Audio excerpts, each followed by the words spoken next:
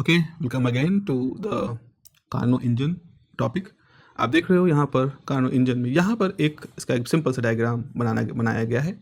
इस सिंपल से डायग्राम में आपके सामने क्या क्या है? आपके सामने एक पिस्टन अरेंजमेंट है, मतलब ये एक पिस्टन है, ये एक सिलेंडर है, सिलेंडर इस तरह से बना हुआ है, येलो कलर का जो सिलेंडर, इसकी दीवारें हैं, इसके अंदर एक पिस्टन है। ये पिस्टन जो है ये ऊपर नीचे हो सकता है, इसको चाहे आप पकड़ के ऊपर खींच लें, चाहे इसको प्रेस कर दें, इस तरह से काम कर सकता है। यहाँ पर कुछ वर्किंग सब्सटेंस को आइडियल गैस है, मान लो वो आइडियल गैस यहाँ भरी हुई है। आपको मालूम है आइडियल गैस का क्या है, मतलब होता है हाई टेम्परेचर लो प्रेशर आप मान सकते हो। तो यहाँ पर एक गैस भरी हुई है, आइडियल गैस भरी हुई, जो भी है आइडियल गैस है। P is equal to RT equation को फॉलो करने वाली गैस है, ना कि आपके वॉन बॉल इक्वेशन को फॉलो करने वाली गैस है। उसके बाद फिर हमने एक हॉट बॉडी भी ले रखी है, फिर हमने एक कोल्ड बॉडी भी ले रखी है, फिर हमारे पास एक परफेक्ट इंसुलेटिंग सिलेंडर, एक बेस है, लकड़ी मान लो या ऐसी कोई चीज़ जो बिल्कुल परफेक्ट इंसुलेटेड है, मतलब इससे ना हीट कहीं से भी आ जा नहीं सकती। साथ ही साथ इस सिलेंडर की ये दीवार है, जो मैंने मोटी मोटी डबल दीवारें बनाई हैं, ये कैसी दीवारें हैं? इंसुलेटिंग दीवारें हैं, मतलब ये दीवारें हैं, इनसे ना हीट अंदर जा सकती है ना बाहर जा सकती है। ये दीवारें हैं, केवल इसका जो बेस है वो किसी मेटल का बना हुआ, मान लो सोने का बना हुआ है। सोने का बना होने कहने का मतलब मेरा है कि इसमें से हीट इस रास्ते से अंदर आ सकती है, इस रास्ते से ही बाहर जा सकती है। तो हीट का आना जाना केवल इस सिलेंडर पिस्टन अरेंजमेंट के बेस से पॉसिबल है। जो बेस है यही एक रास्ता है जहाँ से हीट आ जा सकती है, अलावा और कोई भी रास्ता नहीं है जहाँ से हीट इस अरेंजमेंट के अंदर आए। अब ये मैं इंजन की बात कर रहा हूँ, एक कार्नो इंजन की बात कर रहा हूँ। मैं फिर से कहूँ, इंजन का मतलब हमेशा वो नहीं जो आप मोटर्स गाड़ी में देखते हैं। इंजन मतलब कोई ऐसी प्रक्रिया, कोई ऐसी डिवाइस जो एक साइक्लिक रूप से काम करे, एक चक्र पूरा करे और साथ ही साथ कुछ हीट को एब्जॉर्ब करे और उसको वर्क में कन्वर्ट कर दे। तो यहाँ पर वो काम हम इस तरह से भी देखेंगे। और वैसे भी ये जो हमने सिलेंडर पिस्टन बनाया है, हमारे इंजन के अंदर भी ऐसे सिलेंडर पिस्टन होते हैं, क्रैंक्स होते हैं, उसके अंदर उनका वॉल्यूम होता है और उन्हीं के चलने से हमारा पूरा गियर सिस्टम इंजन का काम करता है और फिर वो चेन और या गाड़ियों के अंदर वो सारा कुछ मूवमेंट उसी से ही फोर्स डेवलप होता है। तो अब आप देखें यहाँ पर मैं लिख रहा हूँ कि क्या लिख रहा हूँ, देखें कि Carnot engine is an ideal engine which is free from all the imperfections of real engine. एक रियल इंजन में जो जो कमियां होती हैं, इम्परफेक्शन मतलब होता है जो जो कमियां होती हैं, उन सारी कमियों से मुक्त होता है। तो कार्नो इंजन एक ऐसा आइडियल इंजन है जो कि फ्री होता है उन सारी कमियों से जो कि रियल इंजन में होती है। रियल इंजन में कौन सी कमी है भाई? रियल इंजन के अंदर फ्रिक्शन होता है, तभी तो गर्म हो जाते हैं चलते चलते, आपको मोबाइल डालना पड़ता है।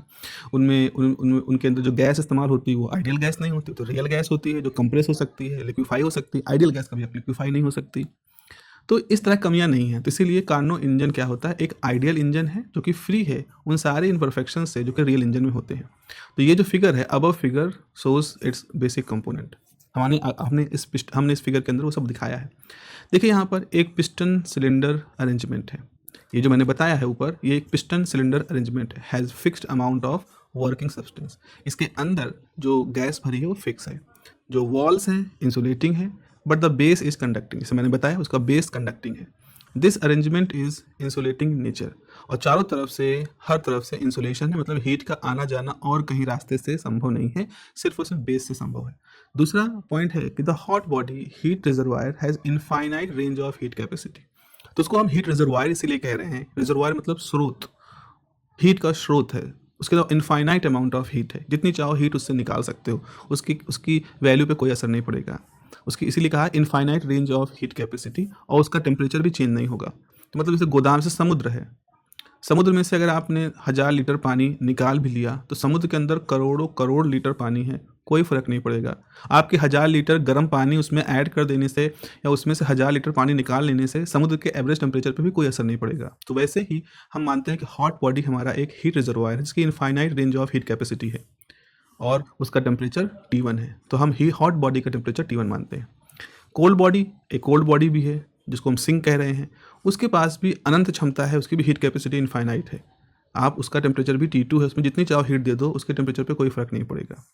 और साथ ही साथ एक परफेक्ट इंसुलेटिंग स्टैंड भी वहाँ पर रखा हुआ है। तो हमने 3 चीज़ें देखी यहाँ पर, 4 चीज़ें देखी और 4 चीज़ों के बारे में लिखा है। एक तो सिलेंडर पिस्टन सिस्टम है, एक तो हॉट बॉडी है, एक इंसुलेटर स्टैंड है और एक कोल्ड बॉडी है। ठीक है, ये 4 चीज़ें हैं। अब हम इसकी एनालिटिकल थ्योरी के बारे में बात करते हैं, जिसके बारे में या कार्नो साइकिल की बात करते हैं। तो अब होता क्या है कि जब हम इस पिस्टन को इन सारे स्टैंड पर रखेंगे तो हम पाएंगे कि हमारा वर्किंग सब्सटेंस जो है it go through a cycle of 4 processes. Carnot engine में 4 प्रोसेसेस हैं जिनकी हम बात करते हैं, और उसकी उन 4 प्रोसेस के होने से एक कार्नो साइकिल कंप्लीट हो जाती है। अभी बात करेंगे हम उस कार्नो साइकिल की, क्योंकि फिलहाल समझें कि कार्नो साइकिल में क्या होता है। जो वर्किंग सब्सटेंस होता है वो एक साइकिल से गुजरता है, उस साइकिल के अंदर 4 प्रोसेस होते हैं। तो ये 4 प्रोसेस एक 4 दीवारी की तरह काम करते हैं और हमें एक चक्र पूरा करवा देते हैं। इसको हम कार्नो साइकिल कहते हैं। आप नीचे देख भी रहे हो, और आप देख भी रहे हो कि इसके अंदर 2 आइसोथर्मल प्रोसेस होते हैं और 2 एडियाबैटिक प्रोसेस होते हैं। तो देखिए, जैसे ए से लेकर के बी तक का ये कैसा प्रोसेस है, आइसोथर्मल।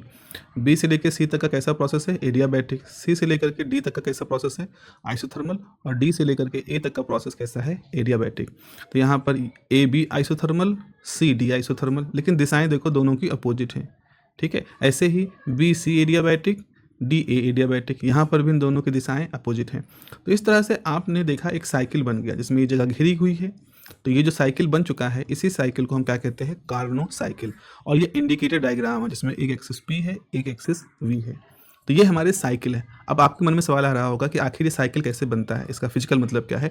तो चलिए हम फिजिकल मतलब समझने के लिए इसकी मैथमेटिकल थ्योरी पढ़ते हैं। और मैथमेटिकल थ्योरी बहुत इंपॉर्टेंट है, आपसे क्वेश्चन पेपर में पूछी जाती है कि what is the mathematical theory of the Carnot cycle. तो देखिए, सबसे पहले क्या करेंगे, सबसे पहले हमारा कदम ये होगा कि हम अपने सिलेंडर सिस्टम को हॉट बॉडी के ऊपर रखेंगे। मैं एक बार फिर से यहाँ पर आपको दिखा दूँ, या यहीं बना ही देते हैं। यहाँ पर हम आपके लिए बना देते हैं हॉट बॉडी। जैसे मान लो ये हमारे पास हॉट बॉडी है, this is the hot body. Just let me just reduce it. Hot body है, तो हॉट बॉडी का टेम्परेचर कितना था, T1, और हमने इसके ऊपर अपना पिस्टन रख दिया। आप पिस्टन रख दिया इस तरह से, ये हमारा पिस्टन है यहाँ पर। तो ये आपने लिखा है, put the cylinder on the hot body so heat flows inside the cylinder. तो हॉट बॉडी से हीट क्या होगी, इस सिलेंडर के अंदर जाना शुरू कर देगी। ठीक है, और उसकी वजह से अंदर जो गैस है, अब जब हीट जाएगी तो गैस को काइनेटिक एनर्जी मिलेगी, गैस फैलेगी। तो वही लिखा है, this allow gas to expand. इसकी वजह से गैस क्या होगी, एक्सपैंड करेगी। So gas do work by isothermal process. और जब गैस एक्सपैंड करेगी तो पिस्टन को ऊपर की तरफ ढकेलेगी। तो हमारी गैस ने कुछ वर्क किया, तो क्या हुआ, आपने हॉट बॉडी रखा, तो हॉट बॉडी की हीट बेस से सिलेंडर के अंदर गई, अंदर की गैस को एक्सपैंड किया और गैस ने पिस्टन को पुश किया। तो यहाँ पर जो हीट गई है Q1, उसी की हीट ने कुछ कार्य किया है, वही वर्क डन कर रहा है, उसी की वजह से तो सारा एक्सपेंशन हुआ है। तो यहाँ पे ये लिखा है, सो gas do work by isothermal process. और मान लें कि इस दौरान टेम्परेचर कितना मेंटेन है, T1 मेंटेन है। सिस्टम का टेम्परेचर, इस पूरे सिस्टम का टेम्परेचर T1 मेंटेन है, वो नहीं चेंज हो रहा है। तो यहाँ पे लिखा है, जो Q1 हीट गई, it is equivalent to the work in the expanding from VA to VB। मान ली शुरू में जो पिस्टन रखा गया था तो उसके अंदर गैस का वॉल्यूम VA था, जब हीट गई तो गैस फैली और फैल करके उसका वॉल्यूम VB हो गया। तो आपने वही लिखा है कि gas expand from VA to VB। Straightforward है, समझ गए होंगे आप। तो अब आपको हीट कैसे निकालनी है, आपका वॉल्यूम कितना है, VA कहाँ तक गया, VB, तो इंटीग्रेट कर दोगे और PdV आपको मालूम वर्क डन होता है। अब आपको मालूम है कि आइडियल गैस है इसके अंदर, तो कौन सी इक्वेशन फॉलो करेगी, PV इक्वल टू RT1, क्योंकि सारा काम T1 पे हो रहा है। तो यहाँ से P की वैल्यू क्या आ जाएगी, RT1 अपॉन V। तो आपने लिख दिया RT1 upon V into DV। अब ये क्या हो जाएगा, RT1 बाहर निकल आया, इंटीग्रेट किया आपने VA से लेकर के VB DV। तो यहाँ से हो गया log V, upper limit VB, lower limit VA। और जब आप लिमिट रखोगे तो कैसा होगा, RT1 रहेगा log VB minus log VA। और आपको मालूम है log M minus log N क्या होता है, log M अपॉन N। तो आपका इक्वेशन नंबर 1 आ जाएगा, RT1 बराबर log VB by VA। This is the equation number 1। तो पहला प्रोसेस कंप्लीट हुआ जब आपने हॉट बॉडी पे सिलेंडर को रखा और सिलेंडर के अंदर हीट गई, एक्सपेंड किया। उसके बाद फिर क्या है, हम पिस्टन को, अब देखो यहाँ पर हम पिस्टन सिलेंडर को उठाएंगे और उसको इंसुलेटिंग स्टैंड पर रख देंगे और उसके बाद उसको और एक्सपेंड कराएंगे। जैसे यहाँ पे था पिस्टन, अब इसका वॉल्यूम VB हो चुका है ना, ये तो बताया मैंने पहले, VB हो चुका है। उसके बाद अब इसको उठाकर रखेंगे एक स्टैंड पर। कैसा स्टैंड है, इंसुलेटिंग, मतलब हीट अब इधर से नहीं जा सकती। उसके बाद इस पिस्टन को खींचेंगे ऊपर की तरफ ताकि गैस अंदर की एक्सपेंड करे। जब अंदर की गैस एक्सपेंड करेगी तो वो VB से एक्सपेंड करके VC तक पहुंच जाएगी, लेकिन इस दौरान कोई भी हीट अंदर नहीं जाएगी। तो ये कैसा प्रोसेस हो जाएगा, एडियाबैटिक प्रोसेस ये हो जाएगा। So put the cylinder on insulating stand and allow the expansion adiabatically. और इस दौरान चूँकि हीट अंदर नहीं जा पा रही है, तो आपका टेम्परेचर जो है वो T1 से घट करके T1 से चेंज होकर के T2 हो जाएगा। हम ऐसे माने घट ही रहा है, डेफिनेटली घट रहा है यहाँ पर, चूँकि वर्क गैस को एक्सपैंड कर रही है तो ठंडी हो रही है वो।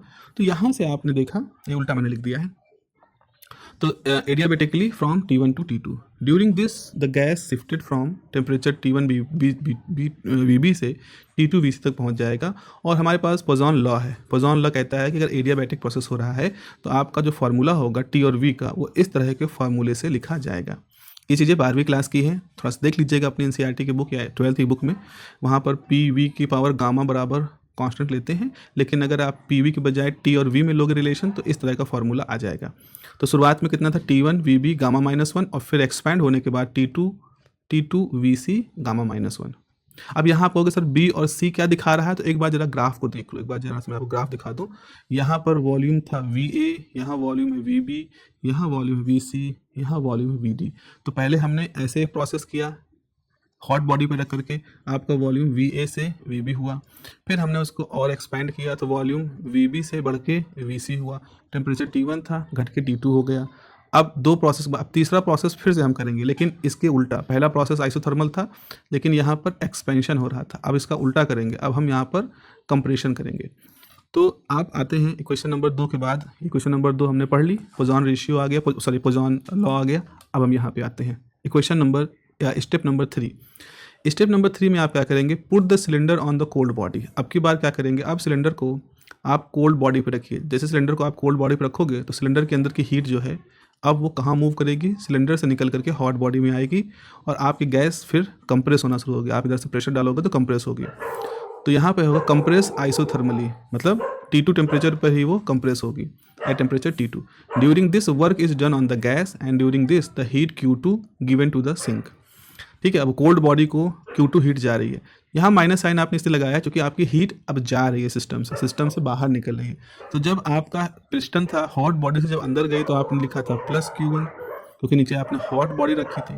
आपकी बार पिस्टन है, उसके नीचे आपने कोल्ड बॉडी रखी है, तो आपकी हीट अंदर जा रही है, तो इसको हम Q2 मानेंगे और माइनस कहेंगे, और बाकी फार्मूला वही है। तो आपने VC से लेकर VD तक एक्सपेंड किया, माइनस साइन रिजेक्शन को दिखा रहा है, और आप इसको जब पूरा करोगे तो आपके पास इस तरह की वैल्यू आएगी और RT2 log VC by VD आएगी। यहाँ आप देखिएगा चूँकि इस माइनस साइन को यूटिलाइज करने में हमारा VD by VC पलट के VC by VD हो जाएगा, क्वेश्चन नंबर 3। उसके बाद फिर आखिरी में क्या करेंगे, फिर से चौथे स्टेप में हम क्या करेंगे, फिर से उस सिलेंडर को जो कि जिसका कि वॉल्यूम अब VD हो चुका है, उसको फिर से इंसुलेटिंग प्लेटफॉर्म पे रखेंगे और इसको फिर से कंप्रेस करके वहाँ तक ले जाएंगे जहाँ वॉल्यूम इसका VA था। तो again put the cylinder on the insulating stand and compress the adiabatically from T2 to T1 यानी स्टेज नंबर D से A तक ले गए। तो आपने A से लेकर के B तक आए, तो आपने क्या किया, एक्सपेंड किया। B से C तक एडियाबैटिक एक्सपेंड किया, फिर C से D तक आइसोथर्मली कंप्रेस किया, फिर D से A तक एडियाबैटिकली आपने कंप्रेस किया। तो इस तरह से एक पूरा चक्र पूरा कर दिया। तो फॉर दिस एडियाबैटिक कंप्रेशन हम लिख सकते हैं T2 VD is equal to T1 VA, जो कि आपने शुरू किया था यहाँ पर स्टेज नंबर D पर जब टेम्परेचर T2 था, और फिर पहुँचे A पर, तो जहाँ वॉल्यूम VD था यहाँ वॉल्यूम VA है इस तरह के। तो T2 VD यहाँ शुरू किया, T2 VD, और ख़त्म कहाँ किया, T1 VA, T1 टेम्परेचर और VA पे।